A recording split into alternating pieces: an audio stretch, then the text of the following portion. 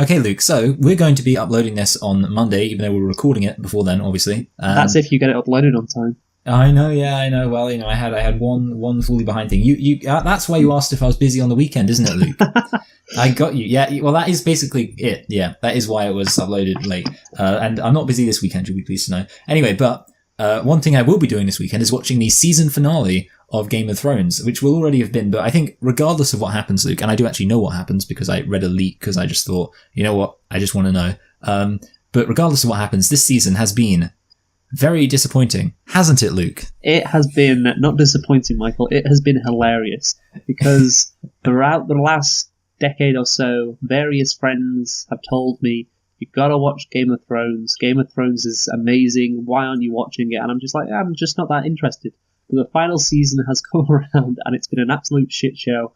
And I'm just sat here smiling like you've invested 8 years of your life into something that has ended so badly. And I just couldn't be happy with how things have panned out, Michael.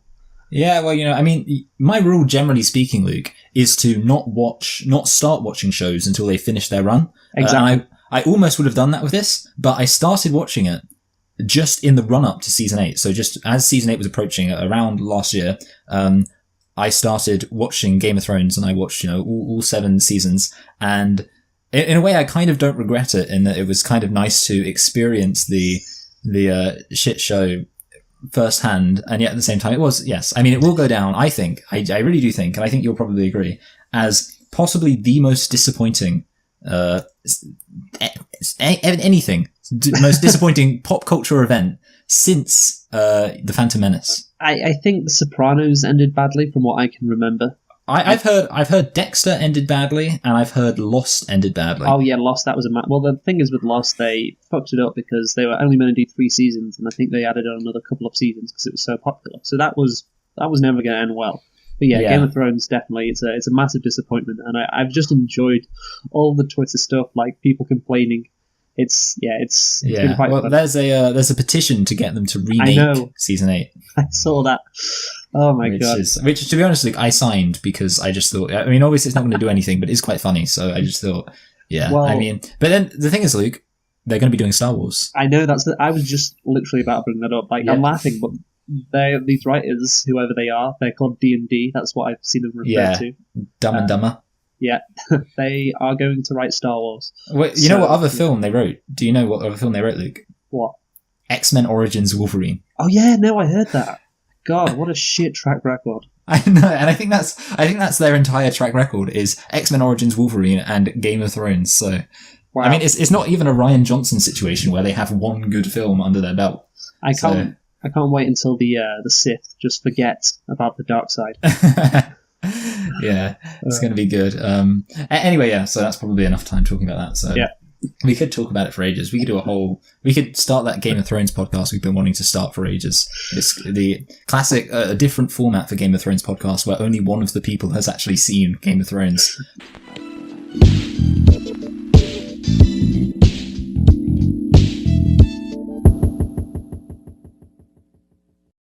Hello and welcome to Select and Reflect, the movie review podcast where we look at films that have come out relatively recently at the cinema and see if they still hold up upon a second watch. I'm your host Michael and I'm joined as always by my co-host Luke, and this week, to celebrate the release of Aladdin, the Will Smith CGI version, we're going to be looking at Aladdin, the Robin Williams version.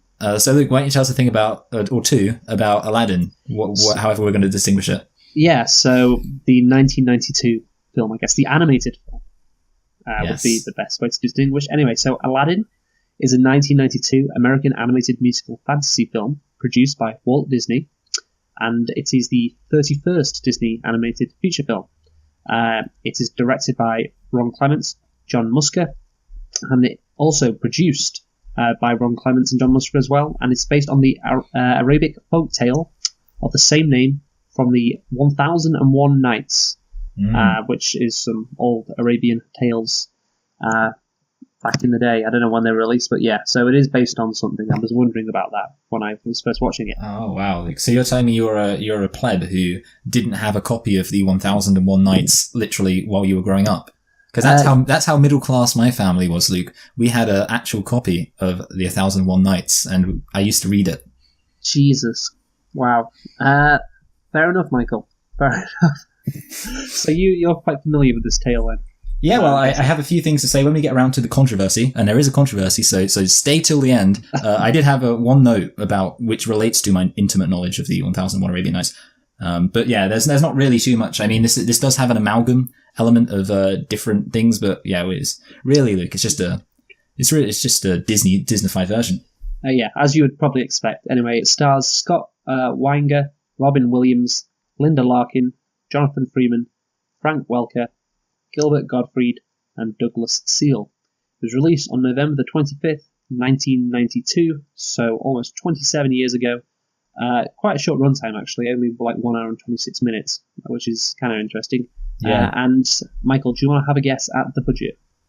I mean, I always want to say like, oh, it must have cost quite a bit of money because obviously it's a animated film, but I'm not going to go too high. I really want to go 80 million. 80? 80 million. Wow, only 28, Michael. Jeez. This is 1992. Yeah, okay, so it's the old inflation. That's sometimes that does get me, yeah, but anyway, how much did it make at the box office? $1 billion. No, okay, let's think.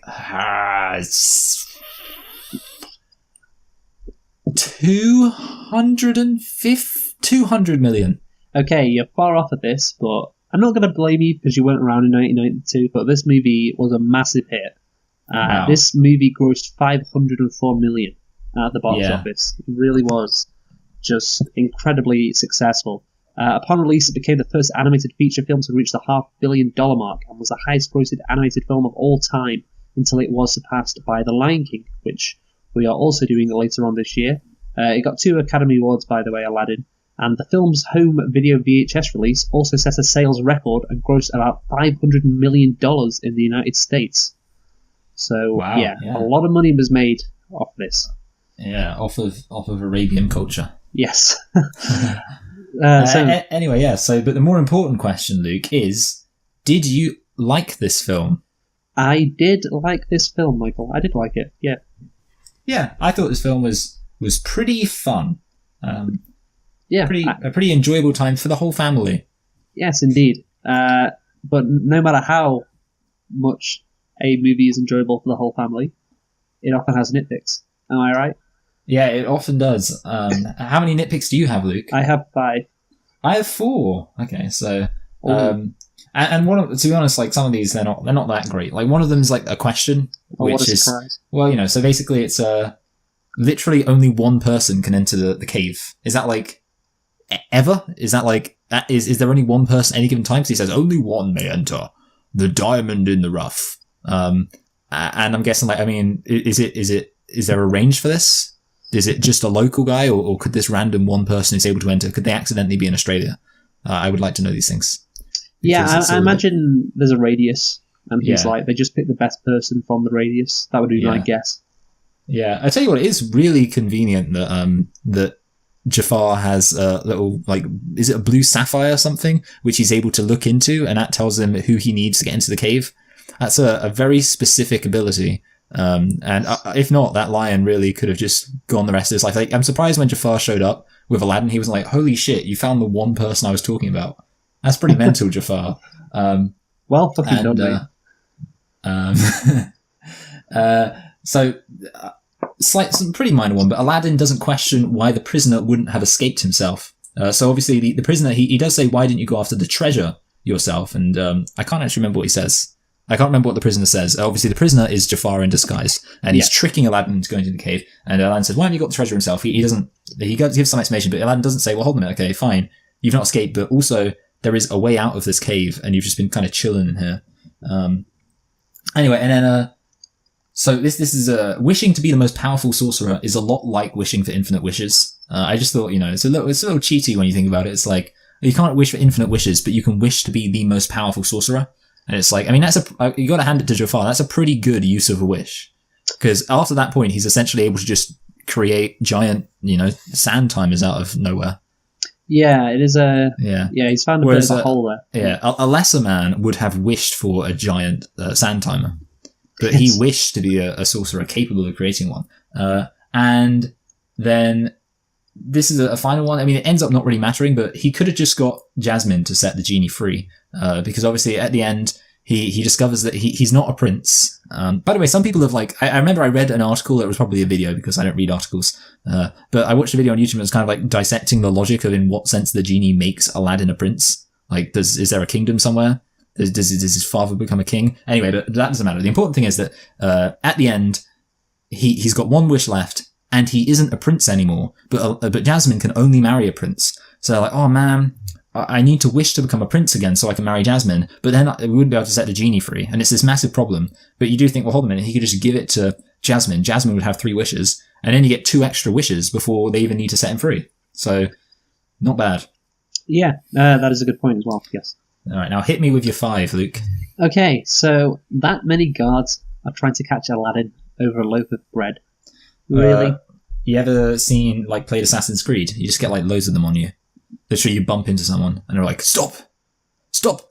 Well, that's troublemaker. Oh, yeah, it's true. Next one, tigers don't live in deserts. Well, have you ever heard of a thing called getting lost? Tigers can't use maps, Luke. I don't know. If anything, that's a nitpick on you for thinking tigers had GPS. Yeah, that's a good point. They just go wandering one day. Yeah. Hey, I mean, it happens, I guess. Yeah. Okay, so, right. Jafar, he also has a magical staff which can control people's minds. Why doesn't he just use that to become Sultan? That right there seems pretty OP. Yeah, I don't think he needs anything else, to be honest.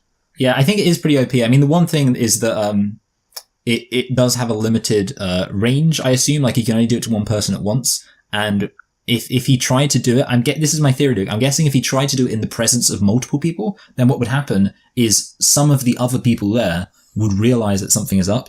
And then they'd go, hold on a minute, Jafar. Why are you doing that with your staff? And why is it that whenever you do that with your staff, people always agree that you're Sultan? And then he'd go over to them and be like, ignore that, and then they'd ignore it, and someone else would go, hold on a minute, when you did that with your staff, you decided to ignore it. This is pretty suspicious, etc., etc. And they just kind of end up going around in a circle, and that's how he die. Okay, yeah. Yeah, it is OP. Yeah, it is. I think he could have done more with that. He uses it sparingly, basically. Anyway, next up, how is the genie making a load of 20th century pop culture references? Oh, well, this is easy, okay? Because genies, okay, they can transcend time and space. Well, I mean, think about it, right? Think about it, Luke. If you're in a lamp for 1,000 years, you're going to do some binge watching, aren't you?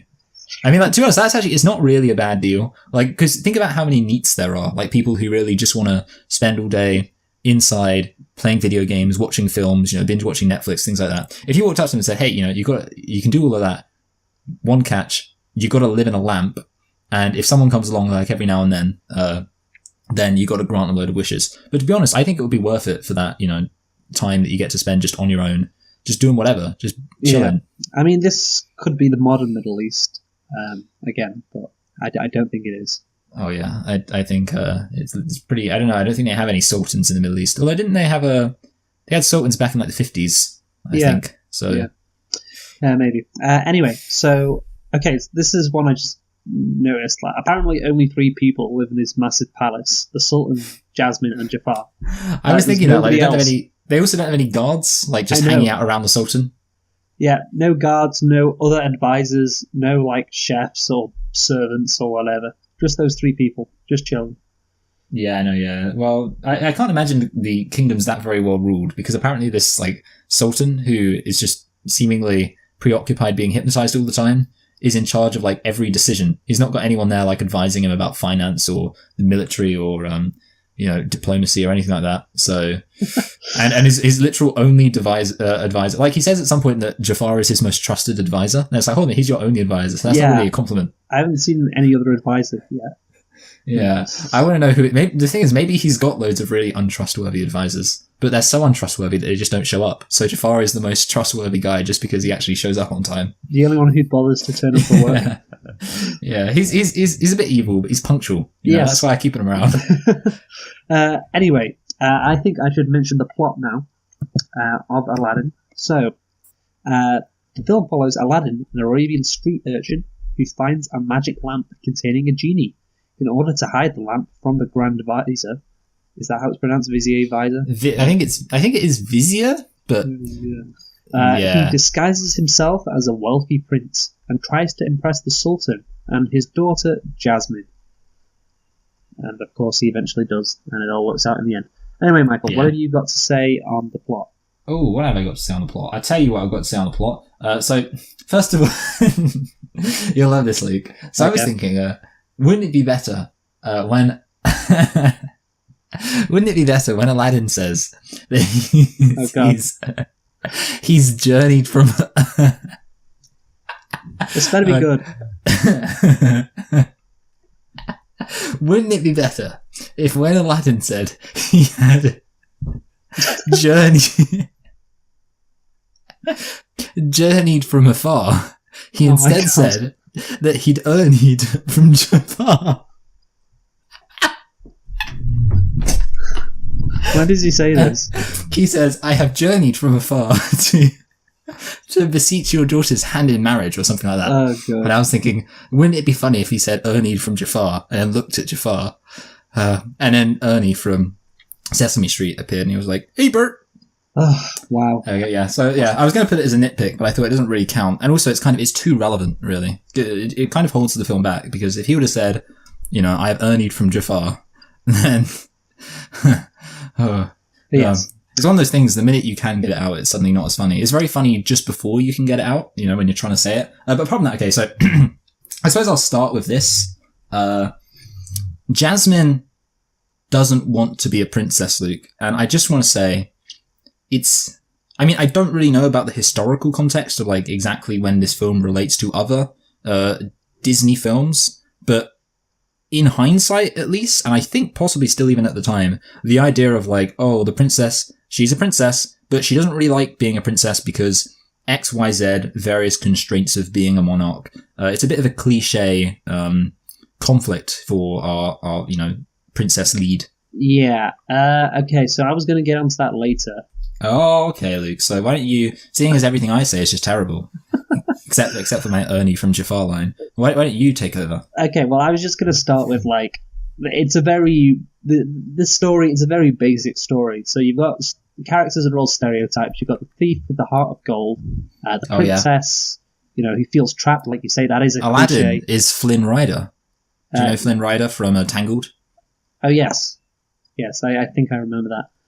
So everything happens as you would expect. Obviously, it's quite predictable. I think if it wasn't for the genie, that is the real wild card in this situation. He mixes stuff up, and there's also some good music in there. If it wasn't for those two things, this would be quite the average movie. Also, the three questions.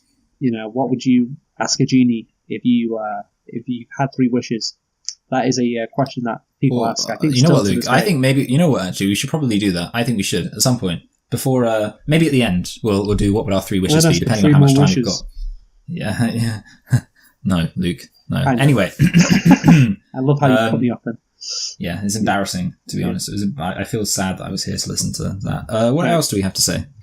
Okay, so I guess obviously the theme is that this is where we can mention Jasmine. The theme is obviously Jasmine is trapped. She's not a damsel in distress, though. She does escape, and she says she's not a prize to be won, which is, good and all, #feminism. Yeah, good. Yeah, so that's great. But Aladdin, obviously, he's also trapped. He also wants to, I guess, I don't know what he wants to be rich, which he's trapped by poverty. Yeah, he's trapped by poverty. And again, this is what I was going to get onto. So they both feel trapped, but here's the thing: the Sultan and Jasmine, they are quite rich, Michael. Yeah, they've got a water fountain. They're very They're wealthy. as rich as sultans, yes, if not more rich. I know, but in their very own city, there are kids that are starving. Jasmine doesn't even know about the concept of money. She's so sheltered. Am I really meant to feel sympathy for this character when there are kids starving, Michael? Yeah, well, you know what, Luke? She really, really doesn't want to fulfill the sole duty that somebody who lives in absolute opulence is expected to fulfill. She doesn't like being ordered around, but she's not surviving on the breadline. And this movie does portray her and Aladdin's situation as equal. He's trapped in poverty and she's trapped in a palace. Wow, so unfortunate, both of them. It's so sad, I know. But I tell you what, Luke. The important thing is that at the end, she doesn't have to. She can marry whoever she wants, and also she still gets to live in a really nice, rich house, and she doesn't even use a wish to end poverty. So yeah, this is why it's better if you have like the Jasmine is forced to marry a prince, but the prince is evil, because that way you don't have to feel. You have to feel sympathy for her because she's not in control of society's or the situation in this fictional society. Because that's the thing. I don't know. Maybe if there is a sequel to this, actually, I think there might. I know there is. There's actually there's an Aladdin trilogy. I've not seen it, but I know it exists. Maybe Aladdin wants to give back to the people, and he's like, "Yeah, I was poor, but I don't want other people to be poor."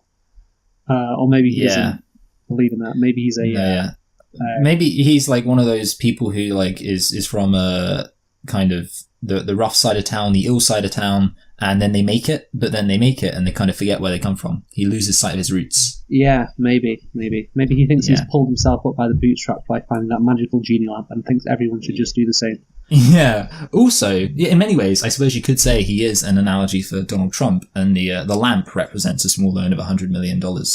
Sorry, it's just $1 million. Just $1 million. Anyway, also, when you think about it, Jasmine, she's kind of hypocritical because she seems to hate princes automatically. She has this automatic disdain for princes. Like when Aladdin shows up, she's like, "Who's this clown?" She doesn't even know him at that point. So number one, it kind of makes her seem a bit more unreasonable because, like you say, it would have been better if she was being forced to marry a horrible prince. But instead, she's kind of just decided she doesn't like princes anyway. Yeah. But then on top of that, she herself represents everything wrong with a princess. Like, she's like, "Oh, princes, they're so out of touch. I want to go out and explore the world." And she doesn't even know what money is. So you're like, hold a minute, you're pot cooling the kettle black, Jasmine.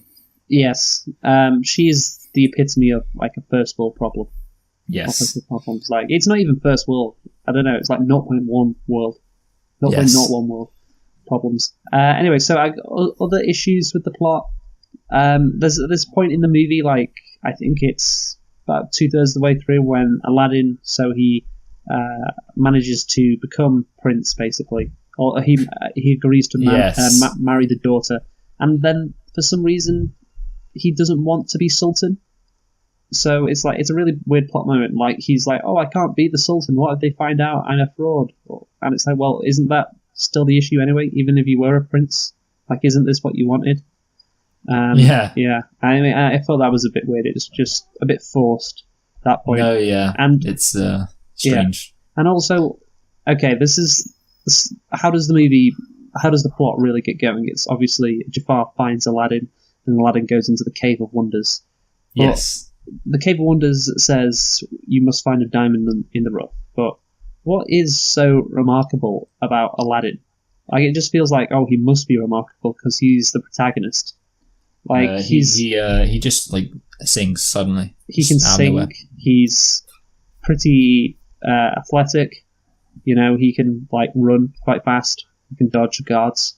But what is so incredible about him?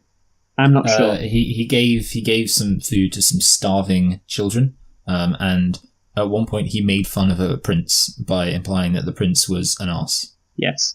So what a hero. I actually wanted to say, on the subject of Aladdin not being all that, I was thinking it's funny that he's not very intuitive when because one of his romantic plots or romantic concerns is he's like, "Oh man, if she knew I was just a humble beggar or street urchin, she'd never want to marry me. She'd only want to marry a prince, blah, blah, blah, blah." And it's kind of Aladdin, really? Is it not kind of obvious that she was into you back when you were a street urchin? You really got to sort it out, mate. And I was just thinking, I always think that these films, they imply that you don't need to be very good at discerning the situation and working out what other people are thinking. You can just kind of go by constantly misunderstanding, thinking that somebody wouldn't want to marry you if they thought you were a prince, and just everything will work out. Well, no, Luke, you have to know.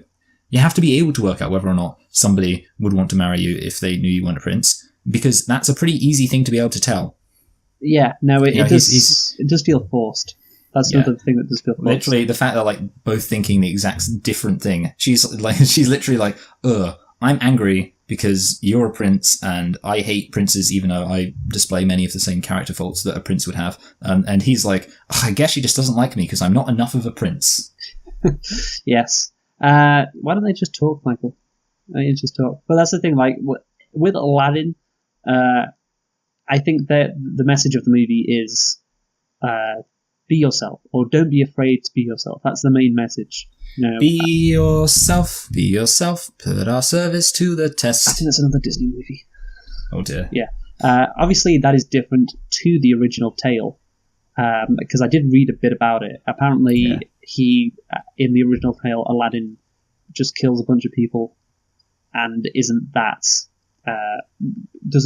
He doesn't have the same issues in pretending to be a prince. Also, in the original tale, there are unnecessarily 2 lamps. And I was thinking to myself, they really did a good job not having that complicated element. Like, I can't remember exactly how it goes, but it's something like he gets a lamp and then he gets the lamp stolen from him, but then he finds a bigger lamp and he uses the bigger lamp to find he gets a smaller lamp, which has a less powerful genie in it, but the less powerful genie is able to get him to get the bigger lamp. And you just think, you know what? I'm kind of glad that those Arabs, I mean, God bless them, they gave it a good shot, but they apparently didn't realise how to tell a tighter story. No, not like us Westerners. No, exactly. We can nail it down. Yeah. Just you know what? I'm just going to say it. The rest of the world, they can come up with their stories, and the West, we can just kind of perfect it and make it earn millions of dollars. Yeah. The thing is, though, about this, the message of the movie, don't be afraid to be yourself. Like, Aladdin, obviously, he does lie a lot, but things do work out pretty well for him by lying. Jasmine doesn't find out he's a fraud and leaves him. Instead, Jafar reveals to Jasmine that Aladdin is a fraud, and then obviously tosses him away from Agrabah in that fucking tower. So it's not even like Jasmine... Normally in this movie, what would happen is Jasmine finds out he's not a prince somehow, and then he's like... Yeah, oh, like in Bug's Life, when they find out that whatever the plot of Bug's Life was. Yeah, I know what you mean. But yeah, Jasmine's then, oh, I can't believe you lied to me. And it's like, I would still marry you even if you weren't a prince, but I'm not going to marry you because you lied to me. And then Aladdin walks off skulking, like, oh, damn, I blew it. I should have just been myself. And then in the final act, he gets a chance to redeem himself by saving the day or whatever. But yeah, that doesn't happen in this movie. He's found out to be a fraud, then he just can come back, save the day, without Jasmine getting pissed off with him. So, did he learn the message? No, he didn't. He basically, I guess he learned the message, which I think I want my children to learn, which is learn the lesson. Cash money ain't nothing funny. Yeah, I think that is the main lesson from this movie. But you know what? I mean, at the end of the day, the important thing is that he learned all about contemporary pop culture. Yeah. I'd tell you what would have been really good if they had some pop culture references from, post 1992. I mean, then I'd give the film a 10 out of 10. If they had, Robbie Williams did the Cash Me Outside girl, that'd be... I'd be down for that. Oh, God. Maybe Will Smith will do it in the new one. He'll go, oh, that's hot. He'll go, when Aladdin's walking in his rags, he'll go, what are those? And point to his mangled shoes. Yes. Good. Yes. So I think we've discussed the plot. Oh, by the way, the ending. I think the ending, pretty interesting. Pretty good trick from Aladdin. Yeah. See, he shows he's a bit smart. He does, Jafar to be a genie. I kind of like that, because when he was a sorcerer, I was like, oh, well, how are you going to beat him? It's going to be some bullshit. He's fucking all-powerful. Yeah, I honestly, I thought Ant-Man was going to fly off his butt. Yeah. But yeah, no, I like the ending. That was a good conclusion, I thought, to the Jafar problem. It was a clever trick. What he did is he played on Jafar's lust for power. Yes. Very smart, Aladdin. Yeah, he shows that he's smart a couple of times as well. How he gets the genie to get him out of the cave without using the wish. Yes, exactly. He could have just, he should have done it every time. He could have done that to Jafar. He could have said, oh, Jafar, you're so powerful, but I bet you can't even kill yourself. Jafar's like, oh yeah, well, watch this. Yeah, there's actually a time in the movie when he's a bit stupid and he just gives the lamp to Jafar while he's hanging on for his life in the Cave of Wonders. Surely you'd be like, well, no, you help me up, then I'll give you the lamp. But whatever. Yes. Yeah, that's true. So I think, we covered the plot. Basically, I'd just say overall, like, it's got some issues, it's got some holes. The whole Jasmine trapped thing is, I don't really agree that it's equal to Aladdin's situation. Yeah, would you prefer it if Jasmine was a trap? Are traps gay? That is the question. But yeah, I think... That's what my wish would be. What? Like, I wish Jasmine was a trap. Oh, okay. Oh, no, I wouldn't wish the traps were gay, obviously. Because, then I'd be gay. Oh, okay. Well, what's wrong with that? Oh, yeah, that's true. Yeah, sorry, yeah. You're right. I guess I'd wish that I wasn't such a homophobe. Anyway, music. Yes, music, songs. So, as we mentioned, the plot does have some holes. It isn't the most original, but what really makes this movie enjoyable, and is why we both said we liked it, I think, or one of the reasons, is the music. We got some great songs in this movie. I've got all the songs listed down here, by the way, Michael. Yeah, I thought you would. That's why I didn't bother to write them down. Yeah, you can always rely on my hard work. Yeah, true. In situations, I have to carry the load. Anyway, so Arabian Nights, it's got that cool opening. Arabian Nights, something, a song. Yeah, it's good. Yeah, so that's the first one. So the first proper song, though, is One Jump Ahead. Dun, dun, dun, dun, dun, dun. Yeah, and it's nice. It's lacking a bit of music. Yeah. It's not really a tune. I'd like some more music in the background, but it's nice. It's quite fast-paced. It's like, one jump ahead of the swords. Da, da, da, da. I only steal what I can't afford. Which is everything. Awesome. Yeah. Which is everything. Yeah. Riff Raff Street Rat is next. Yeah.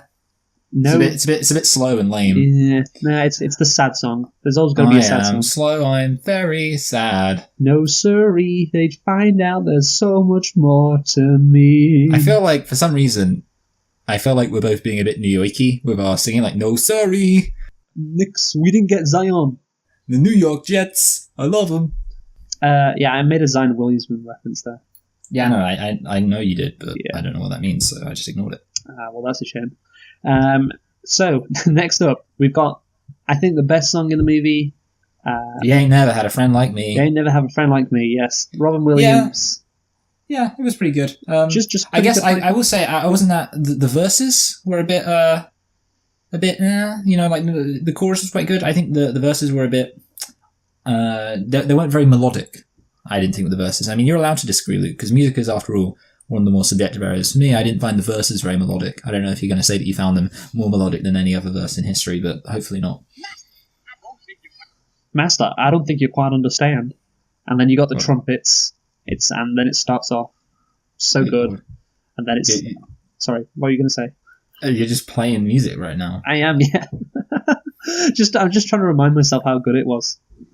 Do-do-do-do-do. Yeah, no, it's a great song. I think it's one of the best Disney songs ever, and it's the best song of this movie, and it's really good. Like Robin Williams comes in and he immediately just steals the show with this song, and we'll talk about. Are you sure you're not just saying that because he's dead, Luke? Are you sure you're not just shilling? No, it's the exact opposite. Because he's dead, he never listens. Because he's dead, it makes you hate it more. Wait, no. Oh yeah, sorry. Oh no, I get you. Yeah, because he's dead, he'll never. Yeah. Unless he went to heaven. Yes. Or comedian heaven. Okay. Next up, got the Prince Ali song, which is just when Aladdin walks into the palace. Hey you, make way! It's Aladdin. Yeah, I think that's how it goes. There are some tongue-in-cheek lyrics which I do like, which I wrote down. Okay. He's got 95 white Persian monkeys, and to view them he charges no fee. He's so generous. He's got slaves, servants, and flunkies, proud to work for him.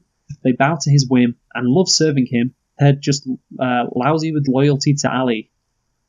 Perfect. Yeah, that's great. I love it. Yeah, because I mean that's true. I mean everyone loves serving princes. Yeah. If you're gonna be a slave, you've got to be a slave to the best kings. Yes, definitely. And then the last song up, I think Jafar has a song as well. But the last proper song is perhaps the most popular song. A whole new world. I want to be where the other people are, all over the world, in different places. Don't you dare close your eyes. A whole new world. A whole new world. It's a really peaceful, sweet duet, and I think it did become like a piece of romantic pop culture. That is a term. Duet, more like Arabette. Hey, the Jews could be Arabs too. Yeah, that's true. But Yeah, they're not Jewish in this. Not true Arabs. The ride on the magic carpet, I do think became like a romantic piece of pop culture. Like I said, I don't know if that's a term, but I do think it like became something that what it was parodied, and it's still considered an incredibly romantic scene. Yes, which is quite unusual for a kids movie. Everyone. It's basically a porno. Basically. So anything more to say on that? Music? No. No, nothing more on the music. Yeah, we've got to make some good pace, Luke, or else we'll never be able to talk about our 3 wishes. Yes, I guess so. So I guess like there's 2 really good songs, "Friend Like Me" and "A Whole New World," and I really, really like "Friend Like Me," and it's great. So next up, Michael, let's move on to the characters. No, Luke, I knew you would slip up. We're doing animation next. Sorry, talk about the animation. Okay, so basically, I just wanted to say, this film used some CGI, I guess you'd call it, I don't know, it's not rotoscoping. Of course, we know that rotoscoping is the famous technique employed by Ralph Bakshi, where you film real-life people and then animate cartoon characters on top of it, which also, I guess, is used in Song of the South. So there we go. Great. But this instead, it has, so you've got CG animation at several points and then 2D characters animated on top of it. The most obvious example being when they escape from the melting cave on the magic carpet. And I have to say, Luke, I mean, I guess on the one hand, I'll say it's interesting. On the other hand, I think this might be the ugliest animated Disney film ever. And it doesn't detract from it too much, but it's pretty jarring. I don't know, like you compare, I mean, I would say like, especially, I think a lot of the animated films we've looked at, the animation has been a real positive. Like, we've looked at films like Coco and The Nightmare Before Christmas and probably another animated film. And in those cases, we talked about the animation. It's always been really positive. In this case, I don't know. I mean, the only like unique thing about the animation was it didn't look great. Yeah, it's not quite Into the Spider-Verse, is it? No, yes. I mean, I didn't notice it. Like, the animation... It was bad, yes, but it was in 1992. No, yeah, exactly, yeah. It doesn't really take away from the quality of the overall film. I do love like 90s and early 2000s graphics though. There's just something so charming about it. Like, they really were trying. Yeah, they tried. Yeah. It gives a bit of nostalgia as well. Back when I used to play video games, and that was the level of graphics back in the day. It is true. No, yeah, it's so good. But I mean, what was the next film released after this? I just know. You know what? My real question is, because I'm thinking like The Lion King, that was 95, wasn't it? Lion King was 94. 94, because okay, that makes sense, because we're doing it it'll be 25 years. Anyway, yeah. So The Lion King was like one of the most beautiful animated films ever, and then and I guess bless them for trying, but you can't bring out that CGI too early, or else it just ends up looking a bit dodgy. But yeah, like you say, it's not. At the end of the day, it's not like don't watch the film because the animation is bad. Having said that, I definitely wouldn't say, like, there are some films I can think of where I could pretty much say, like Fantasia, watch it for the animation. Yes. Whereas this film, yeah. So the next one was The Lion King. Yeah. So they worked it out. They were like, ooh, I wonder. I don't know. Yeah, I wonder if people at the time were affected by it, or if at the time people were like, wow, this is incredible. Can I just point out this run from Disney? This is going to be, there's a term for it, Luke. It's literally called the Disney Renaissance. Yes, I've heard that term. It was, am I going to get this right? I want to see, was it Little Mermaid, Beauty and the Beast, Aladdin, Lion King? Yes, so The Little Mermaid, then we 89? had The Rescuers Down Under, which I don't know what that is, but let's just ignore that. It's quite well received. But oh, right, okay. I haven't seen it, or maybe I actually have. I think I recognise the poster. Maybe I'd have to see that. I think actually in The Rescuers Down Under, there's actually a scene of where you can see a woman's tits. Oh, well, isn't that fun? Okay, Beauty and the Beast, Aladdin, The Lion King, Pocahontas, The Hunchback of Notre Dame, Hercules, Mulan, Tarzan. Wow. Yeah, they got all those Renaissance era films just boom. And then, because then before that point, they had the Dark Ages where they were just making like crap.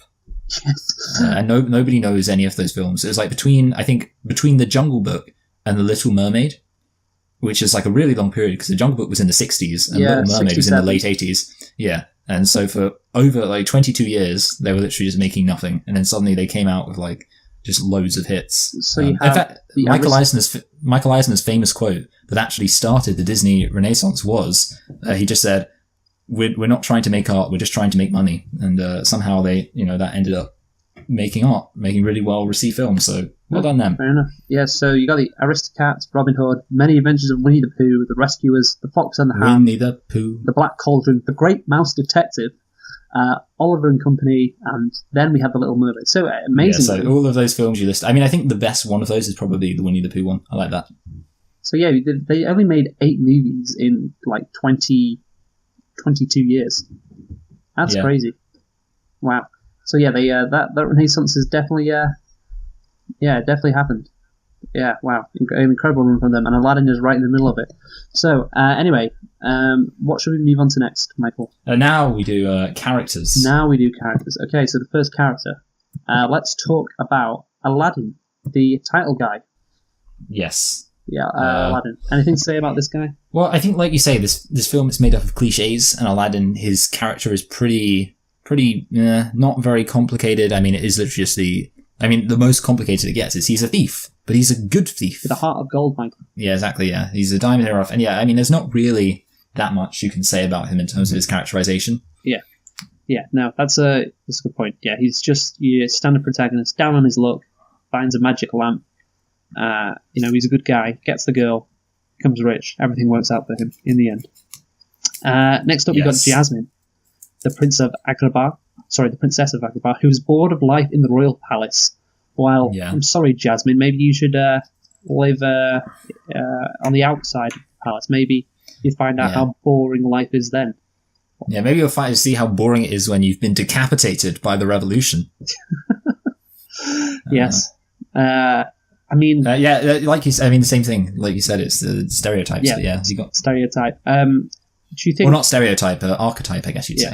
Yeah. Do you think she's hot, Michael? Jasmine? That midriff, those clothes. Yeah. Do you think she's hot? Well, I was a real big fan of when the genie was. I think it was when he was doing his "Friend Like Me" performance, and he made these women, and their proportions were just ridiculous. So, but is Jasmine? I was thinking, hot, I know what I'd wish. I mean, she's fine. Obviously, I can't endorse the intense sexualization of exotic women that occurs in Disney, as we'll get into. Wow. But you know what, Luke? I still would. Well, Michael. But she's 15. I mean, it's not really. Oh wow, that's great. I mean, you know what, Luke? At the end of the day, you disgust me.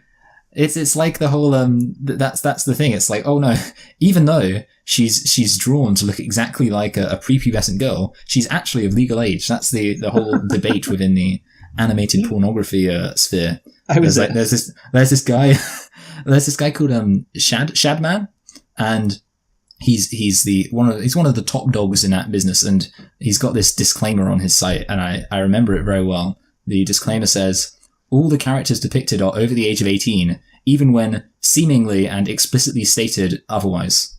And there we go, Luke. So that's it. Apparently, as long as they're animated, it's fine. That's the rule. Is that the rule?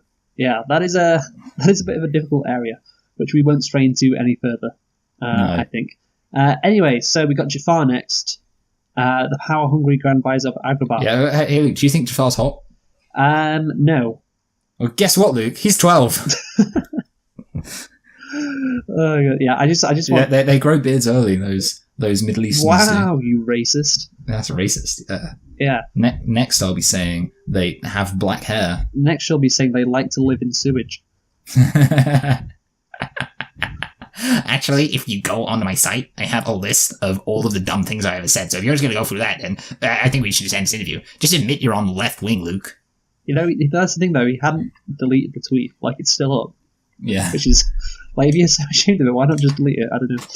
Anyway, so Jafar, very one-dimensional.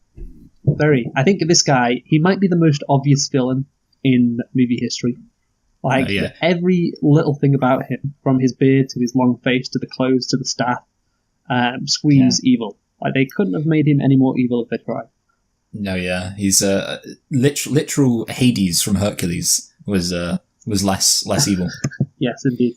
Okay. I wonder who played him actually. I don't know, because I was just thinking. Obviously, you got some famous villain performances with James Woods as Hades, and I was just thinking no one knows who played Jafar. To be honest, Jafar Jafar is a bit scarry, isn't he?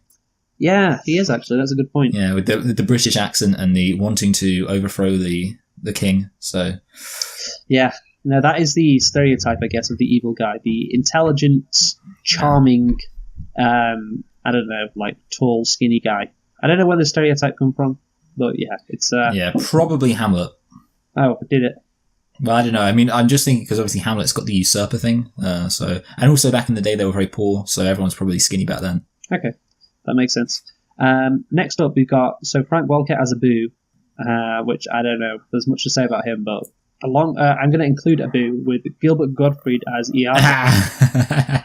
It's just such a classic voice. Like, I just can't get over Gilbert Gottfried. Like, it's so, I don't know, it's so disarming when you first hear his voice. It's like you don't expect him to sound like that. It's fucking Gilbert Gottfried as a fucking parrot. Yeah.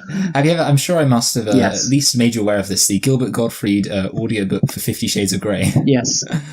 So. I mean, I don't know. Gilbert Gottfried. It's just great. Yeah, he's really going for it in this. He really does stand out compared to all the rest of the voices in this movie. But that's the thing, Michael. There's also who else is there? There's Raj, the tiger, and there's the magic carpet. And what do we always say about Disney? They've always got these weird sidekicks.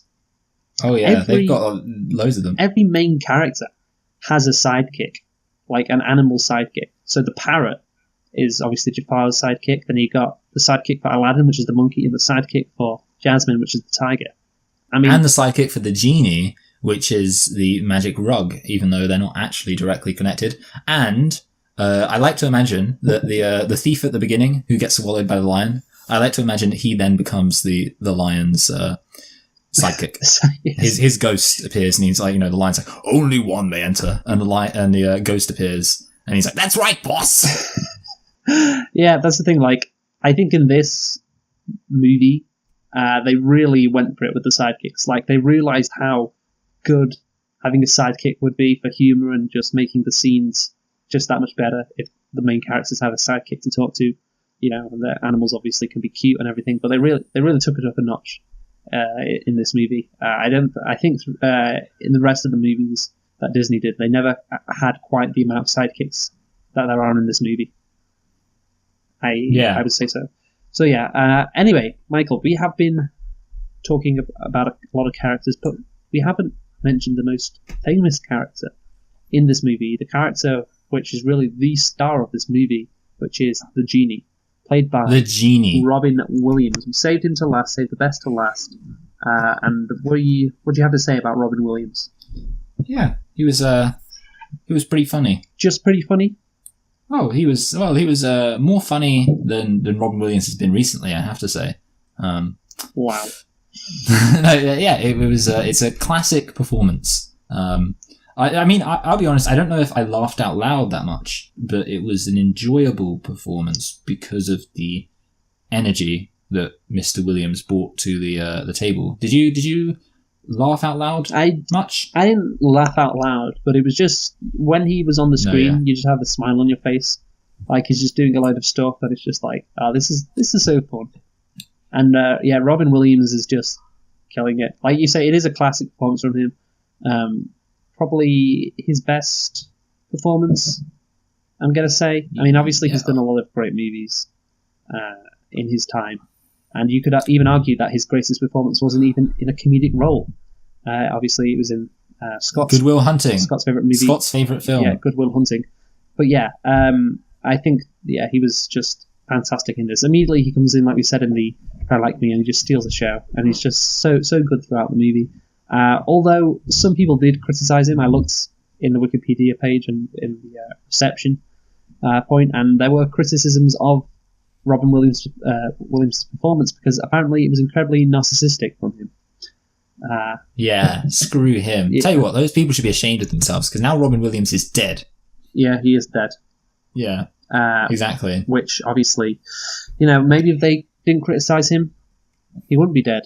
So, yeah. That's true, yeah. I mean, it's like Stuart Lee says, audiences like you, as good as murdered Robin Williams.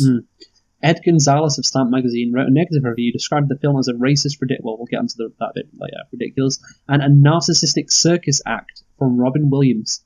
So there you go. I just think he's having a good time. He's just being himself. And yeah, maybe he's a bit narcissistic, I don't know. But the fact is, you could tell he really enjoyed doing it. And yeah, he made the movie enjoyable. Take the genie out of this movie, we've said it before. And this movie is just so much more average and forgettable. Yeah. I mean, basically this movie, it's the genie movie. Yeah. That's what they should... I mean, it's kind of weird that this film's called Aladdin. Yeah, well... It should be called the genie movie. Well, you think about it, what was the big thing in the new Aladdin movie? What was everyone talking about? Who was going to get cast as the genie? Not a big actor isn't playing Aladdin. It's fucking... It should have been Gilbert Gottfried. It's fucking Will Smith, one of the biggest movie stars ever, is playing this role. It is a incredibly, just beloved performance. This performance from Robin Williams, and so Will Smith, he has a difficult act to follow. Yeah, big wispy tails to fill. Indeed. Does the genie have? I'm imagining him like a ghost with a wispy tail, but he might actually have feet. So yeah, I just like to think that he doesn't have feet because then that works better. So I agree. Will Smith, classic Arab. I don't know who should they have got. I would like to have seen. I mean, this is completely going away from my previous Arab comment, but I would like to see Arnold Schwarzenegger as the genie. I think that would be good. It's like you make 3 wishes. You know when I said I would give you 3 wishes. I lied. Okay. I would like to see Will Arnett. Do you know who that is? I'd like to see Michael Stahlberg. Will Arnett, isn't that... Who is it? He's a guy from Arrested Development. Oh, okay, yeah. I think I know who you're... And he's got that weird... He's got that face, hasn't he? Yeah, that face. I do think I know who you're talking about. I can't describe him, but I do... Yes. I don't know. The thing is, when you're watching him, he can change his pace so quickly. He and his emotions so quickly in the show. I think that'd be really good, considering what we saw from Genie. You know what, Luke? I would pay money for them to cast Brie Larson as the genie. Just imagine they were like, well, we thought, and then when everyone hates it, they say that it's because of all the misogynists. They go, wow, these misogynists, they really do hate women in these films. Pretty sad, huh? Brie Larson. What has she gotten herself into? just stay making Oscar-winning movies. Don't get into the comic book world, Brie Larson. No, yeah. I think basically they should just make every single film. They should remake Star Wars and cast every character as Brie Larson, or Brie Larson as every character. So it's just a Brie Larson one-woman show. Every person should, at least, if they can't get Brie Larson for every character should have the haircut that Brie Larson has from Avengers Endgame. I don't know if you've seen that haircut, but it's I think I have. I think I have an idea of it in my head, yeah. Brie Larson should be in every scene, and every scene she's not in, everyone should just be standing around asking, where's Brie Larson? Okay, so I think we should get onto the controversy now, Michael. Yes. Or the... right, actually, no. Yeah, more like the Iranian Contra scandal. Yeah, kind of. I mean, I think this movie would it be set in Iran? I'm not sure. It seems more. No, it would be set in Iraq, unfortunately. Anyway, but it doesn't work. Just before we get onto the race stuff, I just want to point out something that I read on Wikipedia, which I thought was quite funny. Okay, I'm ready for this. Okay, concerns were raised about a scene when Aladdin is attacked by the tiger Raja on the palace balcony. Aladdin quietly says a line that some people reported hearing as "Good teenagers, take off your clothes," which they considered a subliminal reference to promiscuity. However, according to the commentary track on the 2004 DVD, while Musker and Clements did admit Scott Wagner ad-libbed during the scene, they claimed, "We did not record that. We would not record that," and said the line was, "Good tiger, take off and go." And the word tiger is overlapped by Rajesh Snarl. After the word tiger, second voice can be heard, which has been suggested was accidentally grafted onto the soundtrack. So yeah, I just thought that was really funny. Some people Good heard teenagers take off and go. Oh, sorry, take off your clothes. your clothes, yes. That's, I mean, yeah, I believe it. Yeah, so that was great. So, Michael, onto the race controversies. So, this is where it gets very I don't know interesting. where to begin, Luke. So, obviously, the 90s, they're a different era. 27 years ago, people were a lot less woke back in the day. And it is unsurprising that it should have been called the 90s, because everyone was asleep. Yes, that's great. Well done. Yeah, thank you. I'm a genius. Very, very smart. Yeah, so I think, obviously, back then, American filmmakers weren't that sensitive. And they could argue, they still aren't to this day, but it has gotten better. However, there were, even back in the day, some complaints of racism. One of the verses of the opening song, Arabian Nights, was altered following complaints from the American Arab Anti-Discrimination Committee. The lyrics were changed in July 93 from "Where they cut off your ear, they don't like your face." They don't like your face. Yes, in the original release to "Where it's flat and immense and the heat is intense." With the change first appearing in 1993 video release, the ADC also complained about the portrayal of the lead characters Aladdin and Jasmine. They criticized the characters' anglicized features and Anglo-American accents, in contrast to the other characters in the film, which have foreign accents, grotesque facial features, and appear villainous or greedy. So, what'd you say to that, Michael? And damn greedy Arabs, that's what I associate with Arabs. I mean, like, here's the thing, I remember seeing this whole kerfuffle about, like, Aladdin being pale-skinned, and he's not. He's no more pale than anyone else, so I don't know, I feel like, unless they've changed that recently, that was just made up. Like, the thing is, I should say I've seen it on, like, images, and look at this Aladdin racism, and like a clickbait article, and it's been quite possibly a artificially made more pale looking version of Aladdin. But yeah, so I didn't notice that. I mean, obviously, like, the accent thing, it's not really like a racism thing. I don't think it's more like it's kind of like, so for example, if you had like a Beauty and the Beast, I imagine that you probably get, I don't know if this actually happens in Beauty and the Beast, but you kind of get like the background characters would speak in French accents, like, "Oh, we're in France, yes, how's it going?" But then all of the actual characters who we're supposed to listen to long term would speak in more familiar accents to the English language, like British or American accents,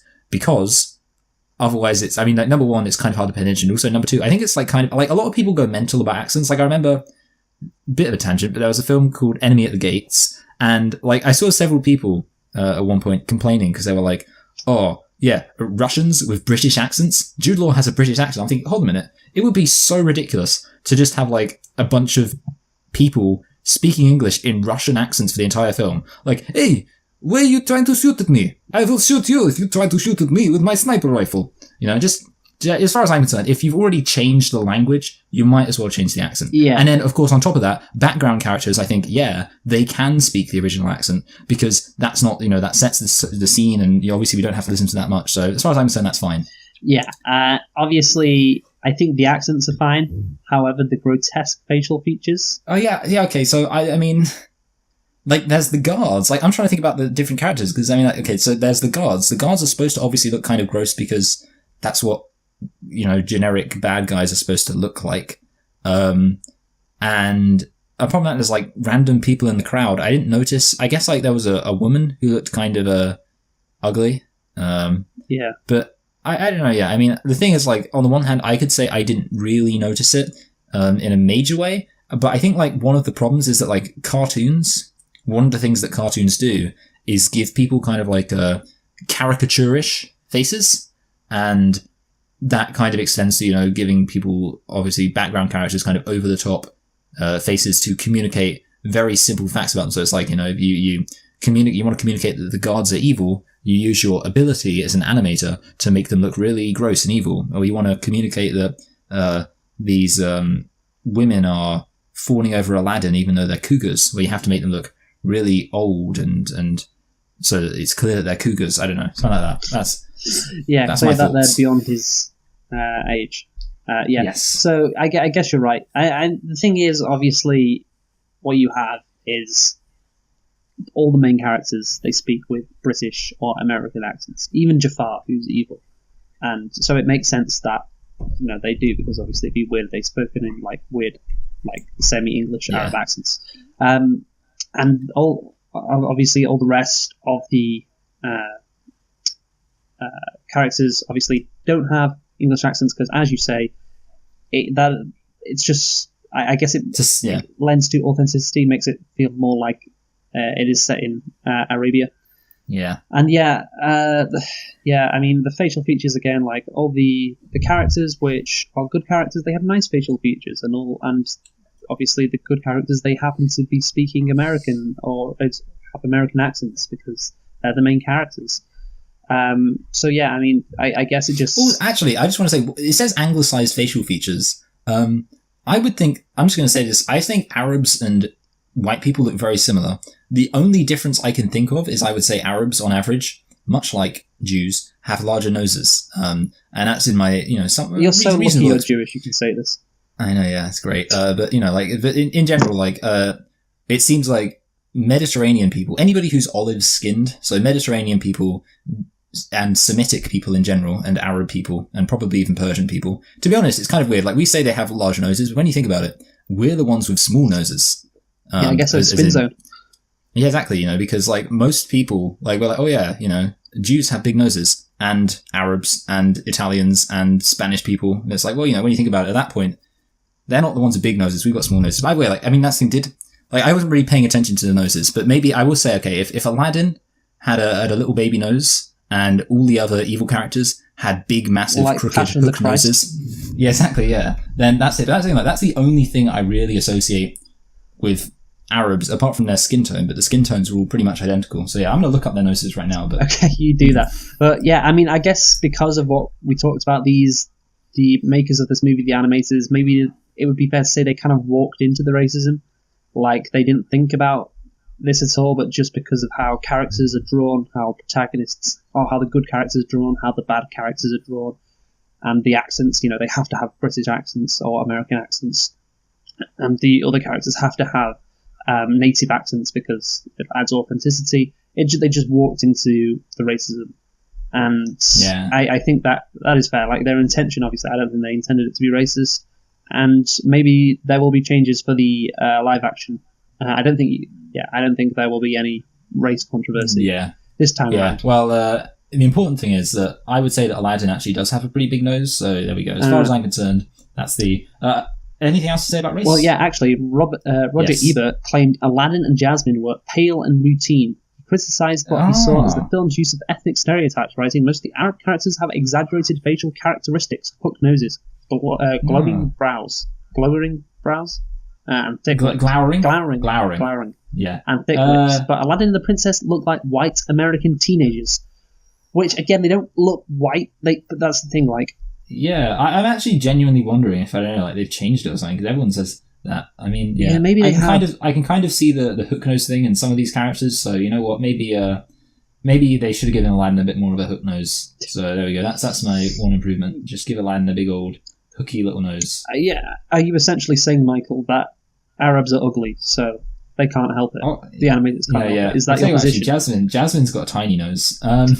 No, yeah, I don't know, yeah. I mean, that's the thing, I personally, Luke, wouldn't say that having a big hooky nose is I just thought a really funny... I'm looking up, pictures, and there's a very funny picture of Aladdin, but you know what, Luke, it doesn't matter. Anyway, the important thing is that I would say that, these Arab facial features, they have a particular historical context, which means even while they're accurate, they're simultaneously kind of offensive in the eyes of some.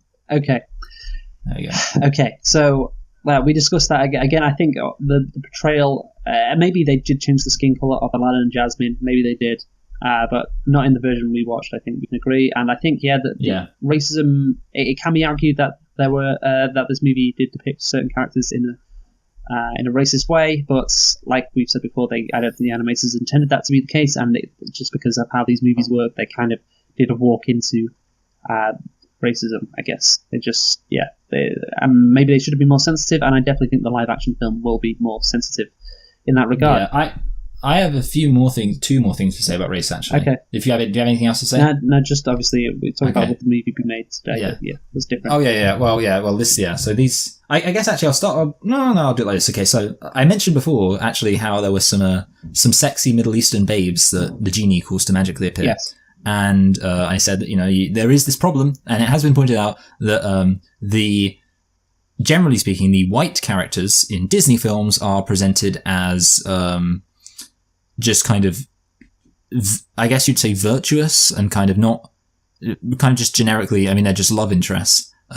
Whereas there is more of a sexual element to the depiction of women of color in Disney films. Now, I will say probably this film is the least bad compared to, for example, Pocahontas and Esmeralda in The Hunchback of Notre Dame, which are both much more sexualized. But in this case, there are still some elements of like, ooh, sexy exotic beauties. Well, it's not as prominent as it has been in other films. I just think that's worth bringing up. What do you think? Yeah, I mean, obviously that they're the same ethnicity as Aladdin. So yeah, I mean, if Aladdin was white, would they? And this was set in a white place. Would the characters that you're talking about would be drawn in the same way? I don't know. I think the real problem is in hot countries they don't wear that many clothes, so it's kind of like, I mean, that is the real issue. Why in films about like white people, it's always like they're always dressed up because it's cold in white countries, so there's no room for them to be really sexual. Whereas in Arab countries and things like that, and Pocahontas land, they've always got to be walking around in their loincloths and their weird belly dancing outfits. Yes. Anyway, yes. I think... and I have one more thing to say, Luke. Sorry. This is actually... it's kind of an interesting thing. And I guess it's kind of... So you mentioned that you looked into the context of the original story. I think one of the things that's worth noting is Aladdin was Chinese in the original story. Yes, I heard this. And Jafar also was Moroccan. And I think that's interesting because one of the neat things about Aladdin is that it is related to, or I suppose you could say reflects, the very broad scope of Islamic civilization at the time. And this could have been something of an educating opportunity to show this kind of vast expanse of, cultural and scholarly civilization spreading all the way from the Atlantic Ocean in Morocco, where Jafar was from, all the way to Western China, where there is still a Muslim community today in East Turkestan, as it's called. And basically, so I think I'll say it would have been nice if they would have kind of actually embraced the ethnic and geographical diversity of the original Aladdin story in order to kind of communicate that aspect of the, particular culture it was set in. I don't know exactly when it was set, but, obviously the various caliphates spread over loads of area for ages. And that, could have been a nice way, because obviously as it's just set in one small town in Arabia, and that's not completely accurate. And yeah, I'll just say it's, since we're talking about race, if they would have made Aladdin Chinese and Jafar Moroccan, and, maybe they were in an Arabian setting, then it could have been 3 different ethnicities and shown how broad the cultural sphere of influence for the Arabian epicenter was at that time. Well, that is all very interesting, Michael. So thank you for you're welcome. Anybody who was still listening has now switched off, but no, thanks. Well, you know what, Luke? Maybe I'll switch off too. How would that make you feel? I'm sorry, Michael. No, it was very interesting, and I'm sure more people actually clicked onto the video. Yeah, exactly. Yeah. Several people, they had their spider senses tingled, and they thought, I bet somebody's talking about the original ethnic makeup of the Aladdin story right now, and boom, welcome. Anyway, I want to talk about whether this movie would be made today. So, I think with Aladdin, at this time, obviously in 1992, in American culture, there wasn't any hatred towards Arabians or Middle Eastern people in general. Like, oh, look at all these people, aren't they just a funny bunch of characters? Dancing around this land, with genies and magic and sorcerers and all of that fun stuff. They were in a Gulf War in the early 90s, which obviously was in the Middle East, but here's the thing, was it any more remarkable than the Bosnian War? I knew you'd bring that up, Luke. The wars in... You always, any opportunity you get, you always bring up the Bosnian War. Or what they did in Central America in the mid-80s, and obviously there was Vietnam if you want to go a bit before that, and obviously Somalia as well. So basically, I don't think the Gulf War was anything special. Basically. No, yeah, I agree. Yeah. And also the Gulf War had less of like a dimension of Islam to it. The focus of the Gulf War was more on Saddam Hussein and how he was insane. Yes, and stopping him from taking over Kuwait. I believe that was the central conflict. But then 9/11 happened. And, I forget that. Yeah, Americans now aren't too fond of that whole area. I think.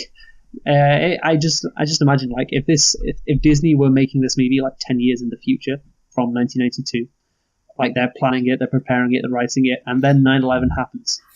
Do they continue making this movie, or do they stop?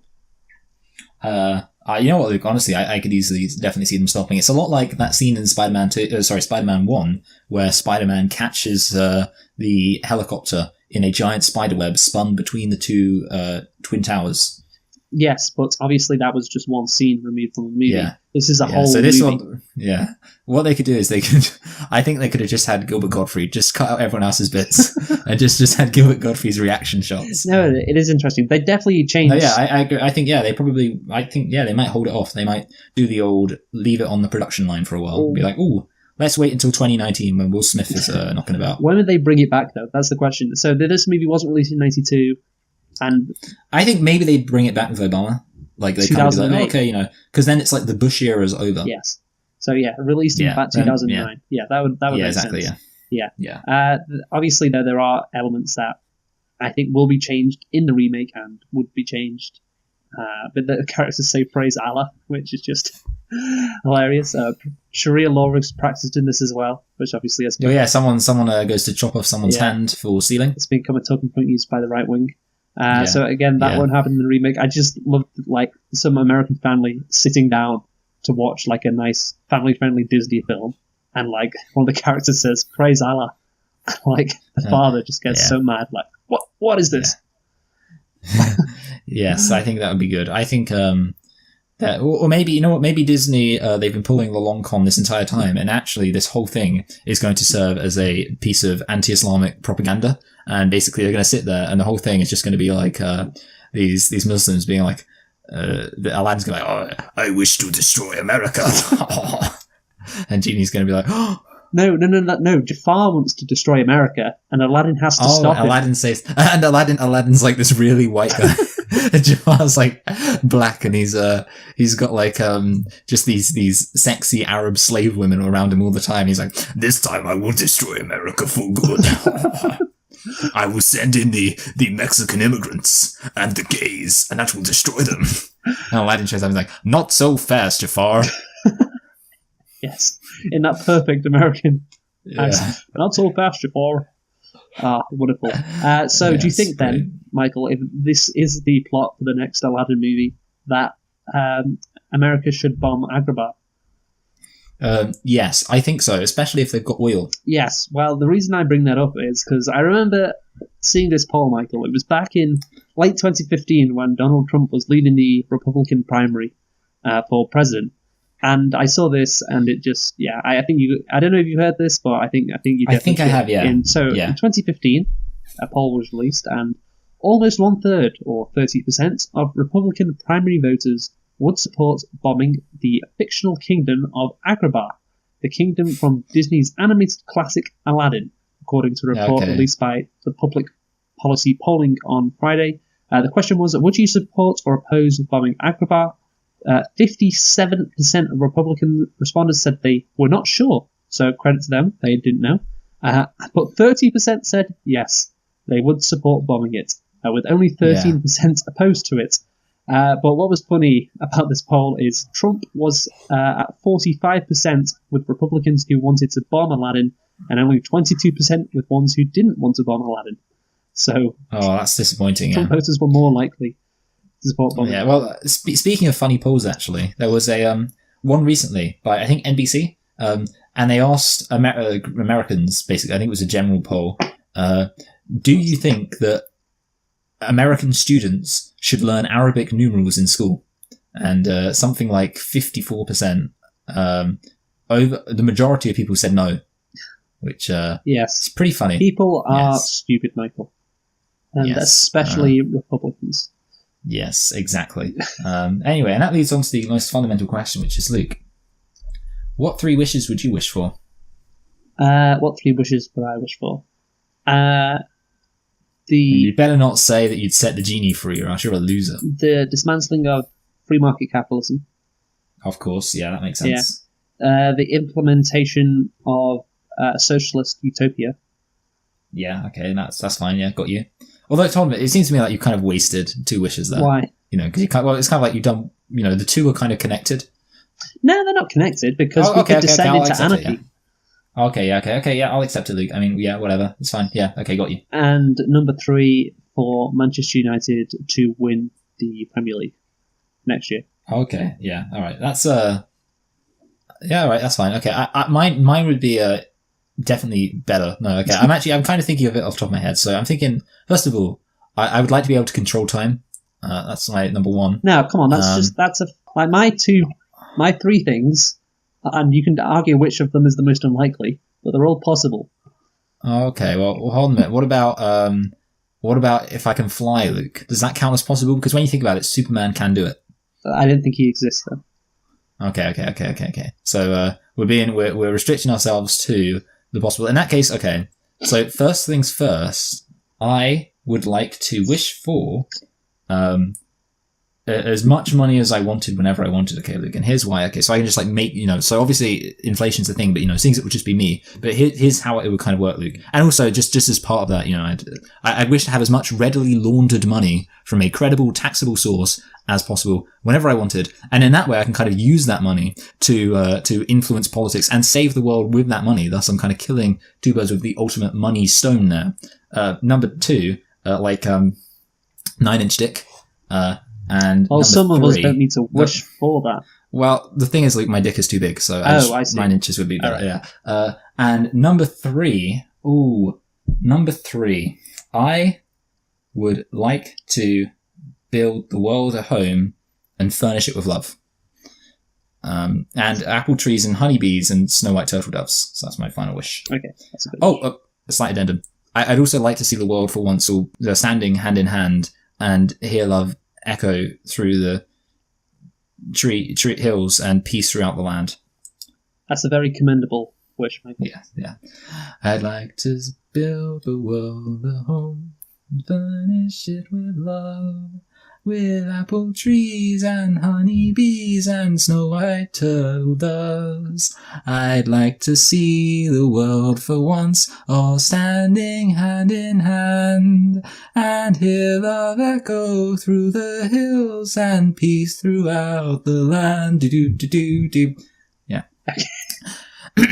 So, next week, we're going to be looking at... Michael, we need to conclude. Oh yeah, of course we do. Skipped through that. Yeah, sorry, yeah. Good. All right, you go first, Luke. Okay, so my conclusion: Aladdin. This movie it has an average plot with characters which are archetypes or stereotypes or whatever types you want to say. Plot, like I said, it's average. It's predictable. A couple of issues with it, but overall, yeah, just your standard fairy tale story. But the music and the genie, and particularly Robin Williams' performance, that's what makes it enjoyable. That's why I said at the start it was enjoyable. That's why I said I liked it. That's why I can just say, you know what, it's fun. I enjoyed it. It's a fun movie. You can have a gay old time watching this. No doubt about it. Unless you're in Arabia, in which case you'd be thrown off the building. Exactly. You can't have a gay old time in Arabia about it. But skipping over that, I think, obviously there's some issues with race, which we have talked about. Again, I don't think they were intentionally being racist. I think just, it's a thing that they walked into. I think the remake won't be that bad, or won't be that insensitive, rather. And I'm glad this movie was made before 2001, basically, because it is a classic. Yeah. Well, actually, Luke, it was made substantially after 2001. 2001 was made in the 60s. That's great. I think 69. That's really cool. Well done. Yeah, so I'm glad because, it's a fun movie. It's only 1 hour and 26 minutes long, so it's just a nice time. And I don't know what to give this because, again, it's just a really nice movie. It's not that good, but it's just fun. So I guess I'll make it a 7.5 out of 10. I think that's a fair rating. Yeah. Okay, and what would you rate my my Ernie from Jafar joke?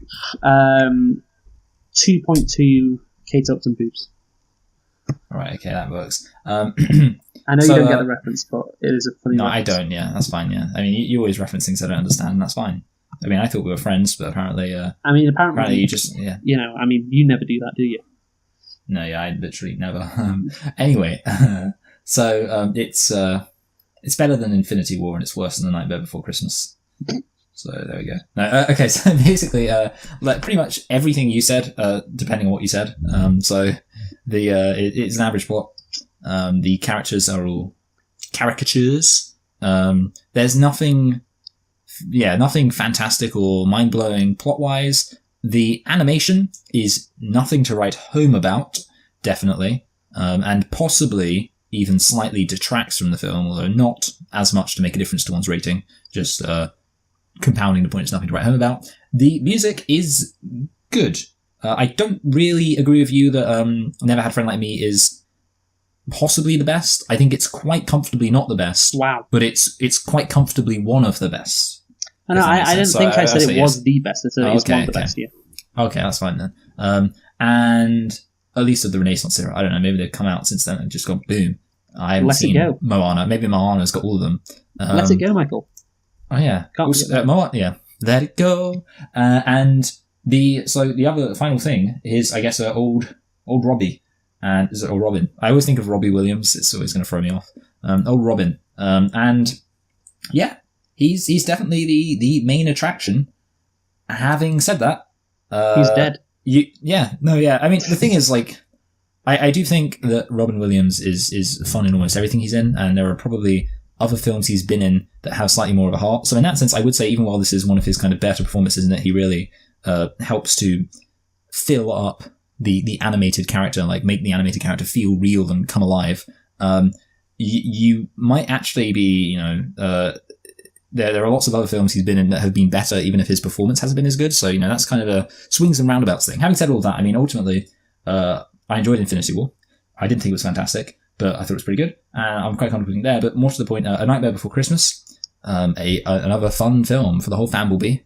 And the other thing, of course, about Nightmare Before Christmas is that the animation is very interesting in Nightmare Before Christmas, and the acting is very good, and everything like that. So Nightmare Before Christmas is right next to another animated film. To me, that's pretty comfortable. Yeah, so not really a difficult one for me to place at all. That's kind of why I started off by literally just saying where I placed it, because I'm kind of almost more comfortable with where I placed it than I am explaining where I placed it there. It's one of those things, I just feel it in my fingers. I feel it in my toes. So, Michael, predictions for the next movie. So, I don't know if you've seen the trailer for the next movie. I guess I've seen a lot of trailer-related memes. Yes, you've seen a lot of Will Smith, and thankfully he's not going to be blue throughout the movie.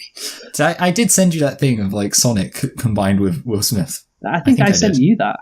Oh wait! Oh, did you? Yeah. That's so funny. Yeah. Well, I'm the worst kind of person. I know. I'm a real. Yeah.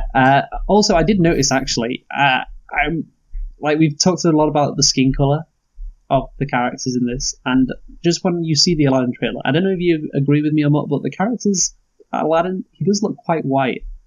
Like he does not look that dark, and I don't know if that's just the lighting because he's out in the desert, but that's the impression I got. So I don't know. Oh no, yeah, it's going to be a disaster, man. I don't know. I'm just saying that was my first impression.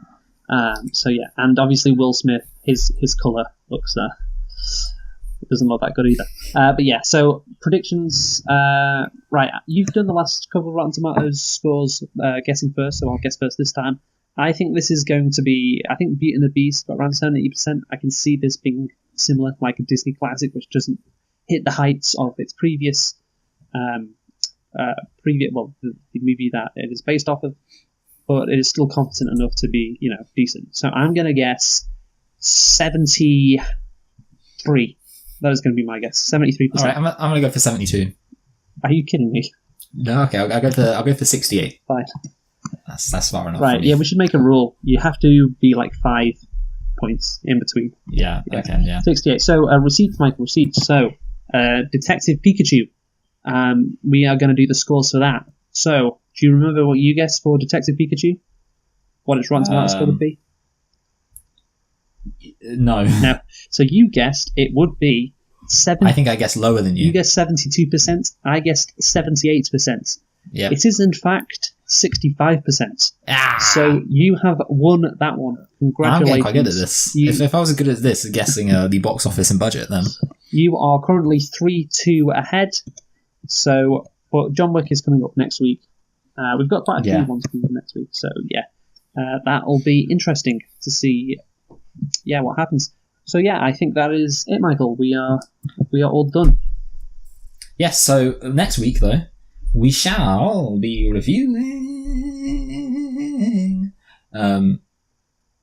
Godzilla, both the 2014 version and the 1998 version. Yes, both of those too. That should be Yes, it should be fun. Yes. Yes. In celebration, of course, of Godzilla King of the Monsters. Yes, of course, in celebration of that movie. So yeah, we have been selecting and reflecting on Aladdin because of the release of the live-action Aladdin movie from Disney. Yeah. Join us next week for Godzilla 2014 and Godzilla 1998. So have you been, Michael? I've been Michael. And I've been Luke. Thanks for listening. See you next week. Goodbye. Goodbye.